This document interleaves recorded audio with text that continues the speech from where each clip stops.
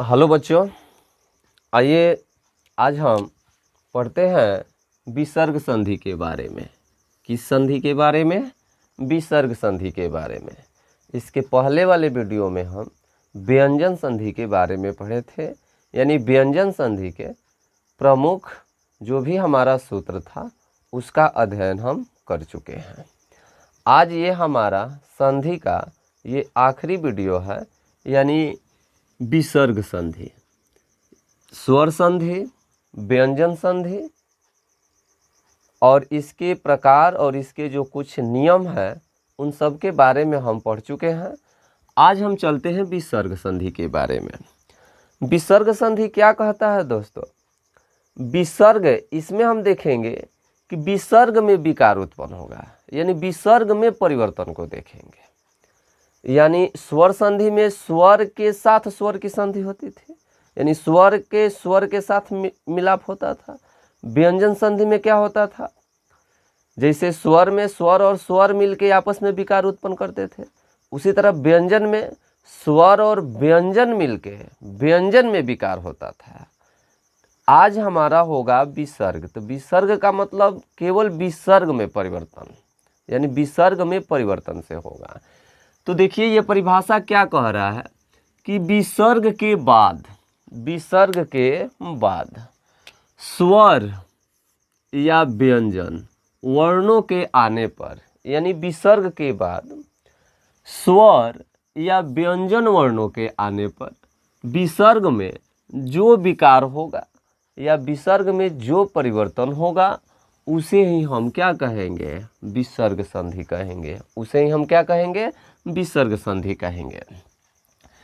देखिए एक चीज और ध्यान दीजिएगा, जब भी विसर्ग लगता है तो स्वर के बाद, जब भी विसर्ग लगता है तो स्वर के बाद, जैसे सम, ये विसर्ग लगेगा। ऐसा नहीं होगा कि यहाँ म में हलंत रहेगा तो विसर्ग लगेगा, ठीक है ना? हाँ, तो इस चीज़ को थोड़ा ध्यान में रखिएगा। इसका मतलब जब भी विसर्ग लगता है स्वर वर्ण के बाद ही विसर्ग का प्रयोग होता है। इसका मतलब है स म आ ओ, क्योंकि ई नहीं होता है, ई लग भी नहीं करेगा, ये गलत है। यहाँ होता है ये यहाँ विसर्ग है। तो इसमें क्या है? स है, म है, आ ओ है, ठीक है ना? ये आधा म है और फिर यहाँ क्या है? ओ है, तब न हुआ है। आधा म में ओ जोड़ देंगे तो पूरा म। तो ये क्या है? लास्ट हमारा वर्ण जो है ओ है ना, तो ये क्या है? ओ, स्वर है। तो इसके बाद न है ये विसर्ग। हाँ, तो इस पर थोड़ा आप लोग ध्यान दीजिएगा। ये छोटा छोटा बात है, इस पर बच्चे थोड़ा मिस्टेक कर देते हैं। चलिए, तो हमको देखना है कि विसर्ग के बाद स्वर या व्यंजन वर्णों के आने से विसर्ग में परिवर्तन होता है, विसर्ग में विकार होता है, तो उसी को हम लोग बोलते हैं विसर्ग संधि। जैसे देखिए यहाँ लिखे हैं हम निधन चय, तो निधन चय यानी इस विसर्ग की बात होगी। ये तो संस्कृत वर्ड के लिए लास्ट में डाल दिया जाता है। असली आपका ये है, स्वर संधि हो, व्यंजन संधि हो, विसर्ग संधि हो, आपको हमेशा ये प्लस के इधर वाला पर ध्यान देना है, यानी प्लस के इधर वाला और प्लस के इधर वाला, इसी से पूरा आपका नियम चलता है, बनता है, ठीक है ना? चलिए, तो अब हमारा निधन चय से क्या हो गया है? निश्चय। देखिए तो किसमें विकार हुआ है? विसर्ग में विकार हुआ है। देखिए विसर्ग खत्म हो गया कि नहीं हो गया? नी है ये है, च है ये है, य है ये है। अब है या विसर्ग के जगह पर क्या आ गया है? आधा तालाबी सौ आ गया है। ये कैसे आ गया है? हम इसका नियम पढ़ेंगे तब जानेंगे। लेकिन यहाँ हम क्या देख रहे हैं कि विसर्ग का विकार हुआ है ना? उसी तरह इसमें देखिए मन धन रथ, तो मन धन रथ बराबर मनोरथ, म है ये है, न है ये है, र है ये है, थ है ये विसर्ग के जगह पर क्या हो गया है? ओ हो गया है। विसर्ग के जगह पर क्या हो गया है? ओ हो गया है। तो इसलिए इसको हम क्या कहेंगे? कौन सा संधि कहेंगे? इसको हम विसर्ग संधि कहेंगे। चलिए, तो अब हम विसर्ग संधि के नियम को जानते हैं। विसर्ग संधि के मुख्य रूप से 4 नियमों का वर्णन हम करेंगे। 5-6 है लेकिन मुख्य रूप से 4 गो है। 4 गो कौन कौन है? जिसमें उत्वम है, रुत्वम है, सत्वम है और लोप है। कौन कौन है? उत्वम, रुत्वम, सत्वम और लोप। यही विसर्ग संधि में आपको पढ़ना है। इसको उत्व संधि भी लोग बोलते हैं, इसको रुत्व संधि भी लोग बोलते हैं, इसको सत्व संधि भी बोलते हैं, इसको लोप संधि भी बोलते हैं। ठीक है, ये विसर्ग संधि का नियम है। ये विसर्ग संधि का नियम है। इसमें से 2 4 5 सूत्र निकलकर भी सामने आएगा। ठीक है ना, तो इस पर आप लोग ध्यान दीजिएगा। चलिए, इसमें सबसे पहले हम चलते हैं उत्वम में। यहाँ हम लिखे हैं, पहले इसका हम चर्चा करते हैं। किसका? उत्वम का। फिर इसके बाद हम रुत्वम का चर्चा करेंगे, फिर सत्वम का चर्चा करेंगे, फिर लोप का चर्चा करेंगे। ये चारों का चर्चा यदि हम कर लेते हैं तो समझिए कि हमारा विसर्ग संधि समाप्त हो जाएगा। तो चलिए, क्या कहता है, थोड़ा इसे मिटा देते हैं।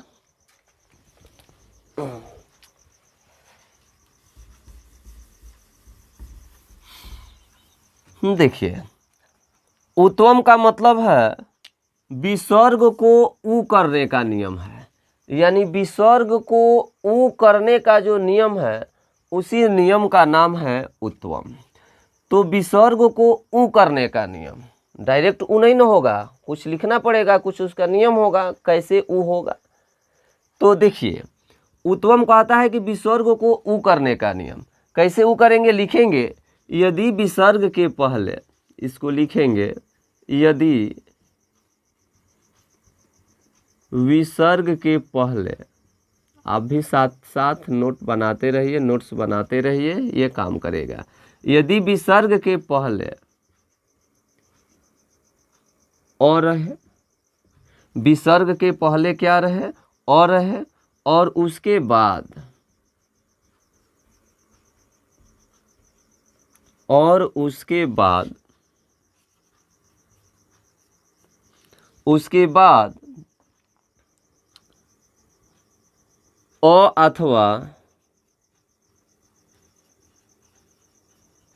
अथवा तृतीय, चतुर्थ, पंचम, अथवा किसी वर्ग का तृतीय, चतुर्थ या पंचम वर्ण रहे, या य र ल व रहे, या य र ल व रहे, तो विसर्ग का ऊ हो जाता है। विसर्ग का क्या हो जाता है? ऊ हो जाता है। देखिए, यही है आपका उत्वम, ऊ हो जाता है। ध्यान दीजिएगा, कहता है उत्वम, यानी विसर्ग को ऊ करेंगे, तो विसर्ग ऊ कब बदलेगा? ऊ विसर्ग ऊ में कब बदलेगा? तो जब विसर्ग के पहले और रहे, विसर्ग के पहले क्या रहे? और रहे, और विसर्ग के बाद, और विसर्ग के बाद अथवा अ भी रह सकता है, अथवा किसी वर्ग का तृतीय, चतुर्थ या पंचम वर्ण रहे, या य र ल व रहे, तब विसर्ग का क्या हो जाता है? ऊ हो जाता है। कहने का मतलब हमारा क्या है? कहने का मतलब हमारा है कि इसमें आपको 2 गो सूत्र निकलकर सामने आ रहा है। पहला क्या, मेन चीज क्या है? विसर्ग है। कह रहा है कि विसर्ग के पहले और है, इस विसर्ग के पहले क्या रहेगा? और रहेगा। ठीक है ना। फिर उसके बाद क्या रहेगा? इसके बाद भी और रहेगा। ठीक है ना। तो इसके बाद भी और रहेगा, अथवा किसी वर्ग का, तो किसी वर्ग का तृतीय भी हो सकता है, चतुर्थ भी हो सकता है, पंचम भी हो सकता है, या इसी में क्या हो सकता है, य र ल व भी हो सकता है। इसी पर आपका मेन फोकस रखना है, इसी पर आपको ध्यान से देखना है। जैसे देखिए हम उदाहरण लिख रहे हैं, जैसे में है प्रथम धन अध्याय, दूसरा लिख रहे हैं राम धन अयम, राम धन अयम, तीसरा लिख रहे हैं देवः धन अपि, देवः धन अपि। तीन को समझते हैं, तीन को काफ़ी है। फिर इसके बाद लिखते हैं तीन को दूसरा रूल पर चलते हैं, सरह धन वरह, एक मिनट,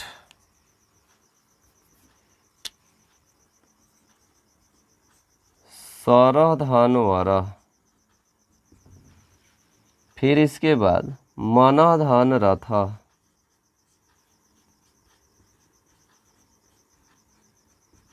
फिर इसके बाद पयः धन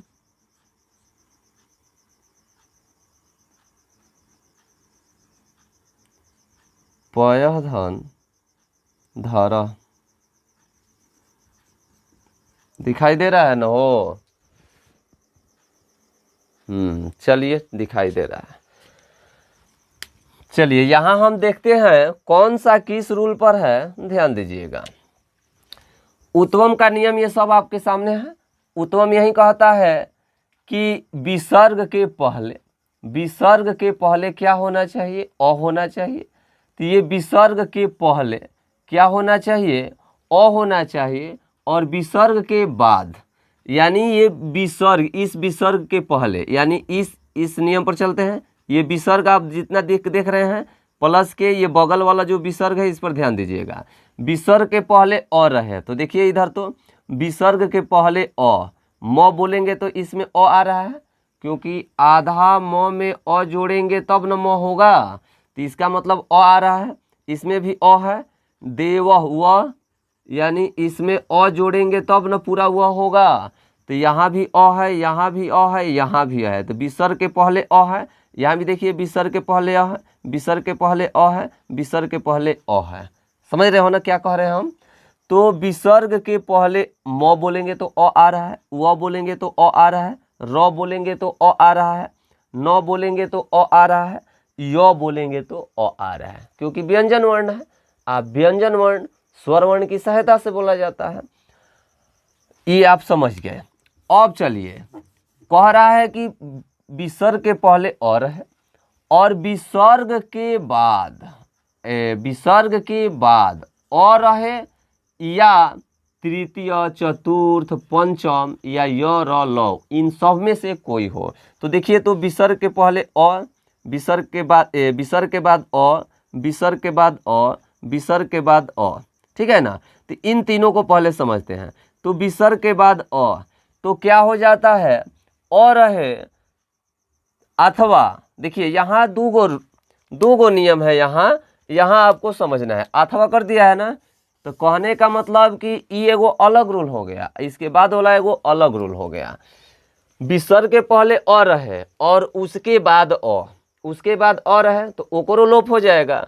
अथवा अ को छोड़कर कोनो वर्ग का तृतीय, चतुर्थ या पंचम वर्ण रहे, या य र ल व रहे, तो उसका भी लोप हो जाएगा। तो इसमें क्या कर देना है, विसर्ग का लोप कर देना है। तो विसर्ग का लोप कर देना है। आज जैसे ही विसर्ग का लोप होगा, तो यहाँ तो लोप होने की बात, साफा हटाने की बात हो नहीं रही है, क्योंकि उत्तम यानी विसर्ग को उ में बदलने की बात आ रही है। विसर्ग को किस में बदलने की बात आ रही है, उ में बदलने की बात आ रही है। तो ये सभी विसर्ग कौन सी में हो जाएगा, उ में हो जाएगा। तो ये उ अ वाला से मिलकर क्या होगा, अब ये आपको ना ये अपने दिमाग में रखना है कि ये उ इसके इधर अ है, तो अ में उ जोड़ते हैं तो क्या हो जाता है, ओ हो जाता है। अ में उ जोड़ते हैं तो क्या हो जाता है, ओ हो जाता है। तो बताइए, तो ये विसर्ग है, ई उ हो गया, आ एकरा पहले अ है, ई विसर्ग है, आ एकरा पहले अ है। तो यहाँ देखिए ये अ जस का तस विसर्ग बदलेगा उ में, यहाँ भी प्लस है ना, विसर्ग बदलेगा उ में, तो विसर्ग उ में बदलेगा तो अ में उ जोड़ेंगे तो क्या हो जाएगा, ओ हो जाएगा। अ में उ जोड़ेंगे तो क्या हो जाएगा, ओ हो जाएगा। तो मो हो जाएगा कि नहीं हो जाएगा। तो इसका जब हम बनाएंगे तो क्या लिखेंगे, प्रथमो, प्रथमो, है तो अ खत्म हो गया ना, यह तो ओ हुआ है, इससे पहले वाले ओ, प्रथमो अध्याय, प्रथमो अध्याय हो गया। इसी तरह से आप बना सकते हैं, ये बोलिए, बना सकते हैं ना। ओ एक मिनट, हई अ कहाँ गया, ध्यान दीजिएगा, थोड़ा मिस्टेक हुआ है। प्रथमा धन, जैसे यहाँ अ में उ जोड़ दिए तो ओ हो गया, और इसके बाद भी तो अ है ना, तो फिर इसमें अ जोड़िएगा तो क्या हो जाएगा, ओ ड, ओड, ड समझने के लिए आधा अ, ये आधा अ हो जाता है। तो ये प्रथमो अध्याय, प्रथमो अध्याय, प्रथमो डाध्याय, प्रथमो ड भी कोई पढ़ देता है, लेकिन ये आधा अ होता है। तो प्रथमो अध्याय। चलिए उसी तरह इसमें हम चलेंगे, तो राम, तो विसर्ग बदलेगा उ में, विसर्ग बदलेगा कौन सी में, उ में, आ उ अ से मिलके क्या हो जाएगा, ओ हो जाएगा। तो रामो, आ ये आधा अ, अयम, उड, रामोडयम, रामोडयम। चलिए ये समझ रहे हैं ना, इस चीज़ को ध्यान में रखिएगा।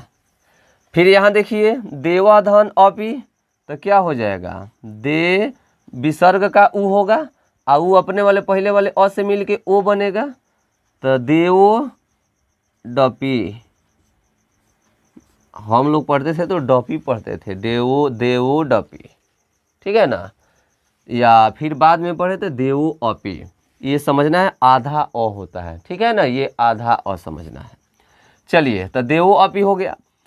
अब इसमें चलते हैं, इसमें यदि हम चलेंगे तो इसमें भी विसर्ग क्या हो जाएगा, उ में बदलेगा, लेकिन इसके बाद तो अ नहीं ना है, इसके बाद अ नहीं है।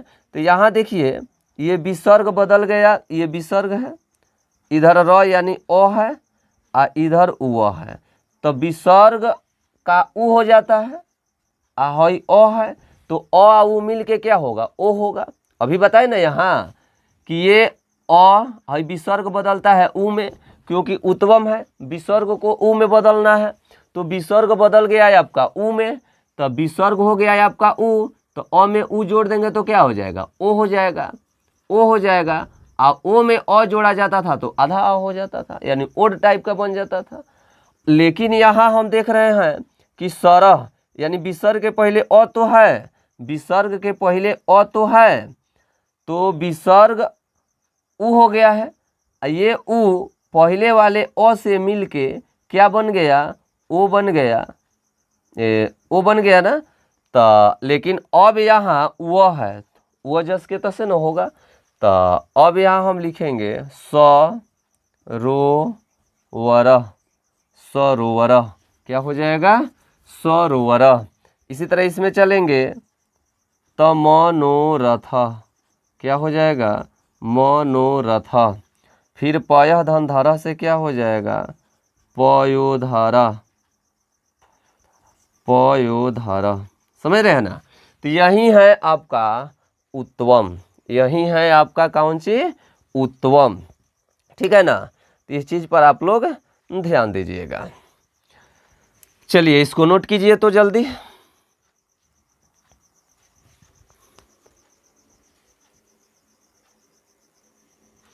एक बात थोड़ा ध्यान दीजिएगा, जो ये उत्तम है तो ये तो आप जान गए कि विसर्ग को उ करने का नियम है, ठीक है ना। लेकिन जब आप ये सहचर उठाएंगे, संस्कृत सहचर जो 9वीं 10वीं में सबसे ज़्यादा चलता है, तो सहचर उठाएंगे तो उसमें ये सब नहीं दिखाई देगा, उसमें सूत्र लिखा रहेगा, जैसे हसी च, तो अतः रोरो प्लुत्वात प्लुते, ये सब उसमें सूत्र टाइप का मिलेगा। तो ध्यान दीजिएगा, इसमें दो सूत्रों का मिश्रण है। दो सूत्र कौन कौन सा, जैसे हॉय वाला जो देख रहे हैं ये हौसी च है, हौसी च का सूत्र है। जैसे कोई कह देगा आपसे कि हौसी च क्या कहता है, तो हौसी च का नियम यही है कि यदि विसर्ग के पहले अ स्वर रहे और उसके बाद किसी वर्ग का तृतीय, चतुर्थ या पंचम वर्ण रहे या य र ल व रहे तो विसर्ग का उ हो जाता है और वहीं उ अपने पूर्ववर्ती ओ से मिलकर ओ का रूप धारण कर लेता है। देखिए जो बोले हैं ना, जस्ट वही चीज इसमें है। देखो, यदि विसर्ग के पहले अ रहे और उसके बाद है, इसको अभी छोड़ दो, उसके बाद किसी वर्ग का तृतीय, चतुर्थ या पंचम वर्ण रहे या य र ल व रहे तो विसर्ग का क्या हो जाता है, उ हो जाता है। तो यहाँ विसर्ग का उ हुआ है, विसर्ग का उ हुआ है और यही उ अपने पहले वाले अ से मिलके ओ का रूप धारण किया है कि नहीं किया है, किया है ना हो। तब ई उ अपने पहले वाले अ से मिलकर ओ का रूप धारण कर लेता है, तो इसको हम बोलते हैं हौसी च। तो हय तीन गो जो आप सूत्रवा देख रहे हैं, ये तीन गो जो उदाहरण देख रहे हैं ये हौसी च का है। हय जो तीन गो हम उदाहरण दिए हैं ये अतः, रोर, प्लुतात, प्लुते का रूल है। ये क्या कहता है, यो वही चीज यह कहता है, लेकिन इसमें थोड़ा सा चेंजिंग है। ये कहता है कि यदि विसर्ग के पहले अ रहे और विसर्ग के बाद भी अ रहे तो विसर्ग का क्या हो जाता है, उ हो जाता है। तो बतिया तो वही है, इसमें विसर्ग के पहले अ है और यहाँ भी विसर्ग के पहले अ है। अंतर बस इतना है कि इसमें विसर्ग के बाद भी अ है, लेकिन हेकरा में विसर्ग के बाद या तो तीसरा, ना तो चौथा, ना तो पांचवा आ ना तो य र ल व, तो एकरा में से है। तो एकरा में दो नियम है कि नहीं है, तो ये आप जब सहचर निकालेंगे तो उसमें आपको ये सूत्र मिलेगा। तो ये दोनों सूत्र क्या है, विसर्ग को उ करने का नियम है, यानी विसर्ग को किस चीज में बदलने का नियम है, उ में बदलने का नियम है। इसीलिए हम इसको उत्वम बोलते हैं। इसको हम क्या बोलते हैं, उत्वम बोलते हैं। अब दूसरा हमारा है रुत्वम। तो अब रुत्वम के बारे में हम लोग देखते हैं। चलिए, दूसरा क्या है, रुत्वम। रुत्वम क्या है, तो विसर्ग को र करने का नियम है। ये कौन चीज है, ई विसर्ग को र करने का नियम, यानी ई जो है रुत्वम, इससे विसर्ग जो है किस चीज में बदल जाएगा, र में बदल जाएगा।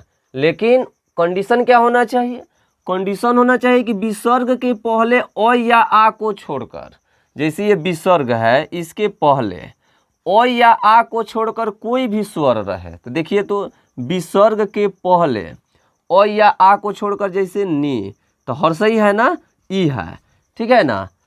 तो नी, नी, नी आ दू यानी उ। तो बताइए, तो अ या आ को छोड़कर है ना, ये अ या आ को छोड़कर कोई भी स्वर रहे, तो अ या आ को छोड़कर कोई भी इधर स्वर आ जाए, आ बाद में कौनो स्वर हो, बाद में कौनो स्वर हो, माने हय विसर्ग के पहले, यानी इन सब के पहले अ या आ नहीं रहना चाहिए, अ या आ को छोड़कर कौनो स्वर रहे। तो जैसे ई है, ई है, उ है, और बाद में अ या आ को छोड़कर बाद में कौनो स्वर हो, चाहे बाद में अ आए, आ आए, उ आए, ई आए, कोई भी आए, कौनो स्वर हो, चाहे वर्गों का तृतीय, अब वर्ग वर्ण बता चुके हैं, तृतीय, चतुर्थ, पंचम, तो वर्गों का तृतीय, चतुर्थ, पंचम वर्ण हो तो विसर्ग का क्या हो जाता है, र हो जाता है। तो देखिए, तो हई विसर्ग का क्या हो जाएगा, र हो जाएगा। तो ये र है, बताइए, र है, आहेजा उ है, तो नी आ र में उ जोड़ेंगे तो क्या हो जाएगा, रू हो जाएगा कि नहीं हो जाएगा। अ में ई र होगा तो र में उ जोड़ेंगे तो रू, तो निरूपाय, क्या हो जाएगा, निरूपाय। उसी तरह इसमें चलेंगे तो र में बदल जाएगा तो नीरजलम। और बताइए, अब थोड़ा बहुत आपको भी दिमाग में रखना होगा कि नीरजलम क्या है, शुद्ध है नहीं। निर्जलम कैसे लिखा जाता है, निर्जलम, ये ना है। हाँ, तो इसका थोड़ा आपके अंदर कॉमन सेंस होना चाहिए, ना कि ये इसको हटाएं या तुरंत र लिख दें, नहीं, इस पर थोड़ा ध्यान दीजिएगा। अब यहाँ निर्धन झर तो क्या हो जाएगा, निर्झर, क्या हो जाएगा, निर्झर। अभी ना कि लिख दीजिएगा नीरझर, तो ये गलत हो जाएगा, समझ रहे हो ना। चलिए, दूधन गंध से क्या हो जाएगा, दुर्गंध, दुर्गंध मिलाकर लिखेंगे दुर्गंध, ठीक है ना। तो ये हो गया है आपका यानी रुत्वम, ये हमारा क्या हो गया, रुत्वम। इसको हम आपका मिलेगा उसमें सस जूसो रू के नाम से भी इसे जाना जाता है। किस नाम से, सस जूसो रू, यानी सस जूसो रू क्या है, तो सस जूसो रू यही कहता है कि यदि विसर्ग के पहले अ या आ को छोड़कर कोई भी स्वर रहे और उसके बाद कोई स्वर रहे या वर्गों का तृतीय चतुर्थ या पंचम वर्ण रहे या य र ल उ, इन सब में से कोई भी रहे तो विसर्ग का क्या हो जाता है, र हो जाता है, ठीक है ना। ये हमारा हो गया रुत्वम। अब हम तीसरा पढ़ेंगे सत्वम। चलिए, तीसरा क्या है, सत्वम। सत्वम का मतलब क्या होता है, सत्वम का मतलब होता है विसर्ग को स में बदलना। विसर्ग को किस चीज में बदलना, विसर्ग को स में बदलना। तो स तीन गो होता है ना, तलाबियो स, मूर्धानी स और दंतु स, दांती स हम लोग बोलते हैं अपने बोलचाल के भाषा में। तो विसर्ग को स में बदलना है, तो ये तीन गो स है आपके पास। तो इसलिए इन तीनों स को बदलने के लिए तीन छोटे छोटे बातों को आपको ध्यान में रखना होगा।